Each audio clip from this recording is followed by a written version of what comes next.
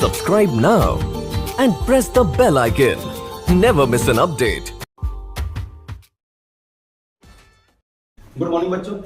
Class 12 के physics में कल हम लोग एक नया यूनिट शुरू किए थे EMI एंड AC। और कल हम लोग ने देखा था विद्युत चुंबकीय प्रेरण क्या होता है, चुंबकीय फ्लक्स क्या होता है, फैराडे एक्सपेरिमेंट क्या है। और फैराडे एक्सपेरिमेंट जो हुआ था उसके आधार पर ही आज हम लोग पढ़ेंगे फैराडे का नियम। बहुत ही इंपॉर्टेंट टॉपिक है क्लास 12 के फिजिक्स का। बिहार बोर्ड में ये क्वेश्चन बहुत बार पूछा जाता है फैराडे के नियम से आप क्या समझते हैं। अब देखिए फैराडे का जो नियम है विद्युत चुंबकीय प्रेरण के लिए दिया हुआ है, EMI के लिए दिया हुआ है।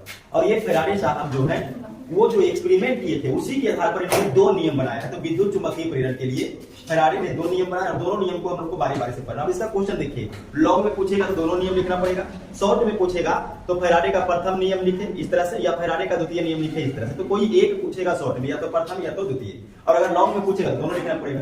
तो यहाँ पर देखिएगा फैराडे लॉ है क्या, तो विद्युत चुंबकीय प्रेरण के लिए फैराडे ने निम्न दो नियम दिए और यही दोनों नियम कहलाता है फैराडे का नियम। पहला नियम क्या है देखिए,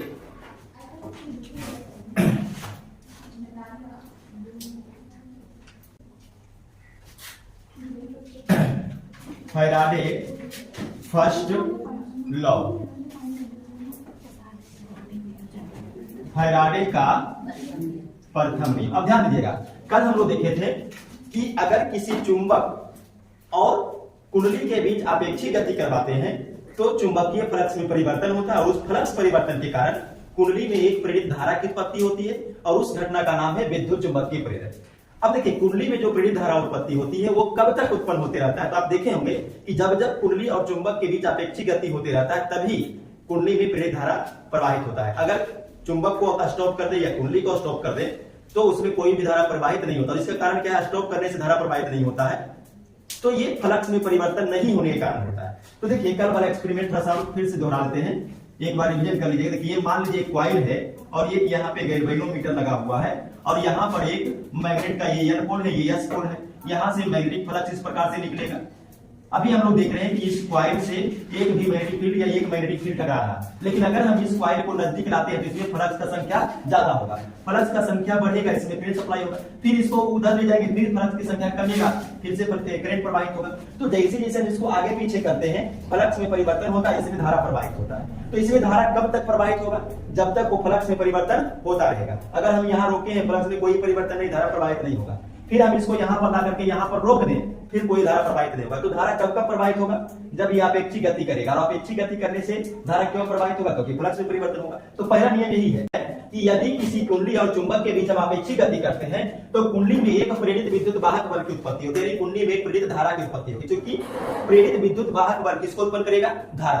तो आप यहाँ पर विद्युत वाहक बल बोलिए या धारा बोलिए एक ही बात है, विद्युत वाहक बल की उत्पत्ति होती है। और ये कुंडली में तब तक वर्तमान रहेगा जब तक कि कुंडली के फ्लक्स में परिवर्तन होता रहेगा। ये पहला नियम है। दूसरा नियम यह है कि अगर फ्लक्स परिवर्तन होने से विद्युत वाहक बल की उत्पत्ति होगी तो कितना विद्युत वाहक बल उत्पन्न होगा। तो नियम ये बताता है कि कुंडली में जो उत्पन्न प्रेरित विद्युत वाहक बल है उसका परिमाण फ्लक्स परिवर्तन के दर का समानुपाती होता है। जितना ज्यादा फ्लक्स में परिवर्तन होगा विद्युत वाहक बल की उत्पत्ति उतनी ही ज्यादा होगा। तो यहाँ पर दो कंडीशन हम लोग लेते हैं। मान लेते हैं कि किसी क्षण किसी टाइम कुंडली से संबंध फ्लक्स ∅1 है और कुछ सेकंड के बाद हम देखते हैं कि वहां पर फ्लक्स ∅2 हो जाता है। तो परिवर्तन कितना होगा, ∅2 माइनस ∅1। और अगर हम कुंडली में फ्लक्स में परिवर्तन का दर निकालेंगे तो दर निकालने के लिए टाइम से भाग देना है, तो ∅2 माइनस ∅1 बटा t हो जाएगा। अब देखिए कुंडली में उत्पन्न प्रेरित विद्युत वाहक बल का परिमाण फ्लक्स परिवर्तन के दर का समानुपाती होता है। तो फ्लक्स परिवर्तन का दर तो निकल गया। अब हम लोग मान के चलते हैं जो उत्पन्न प्रेरित विद्युत वाहक बल है उसका संकेत E है।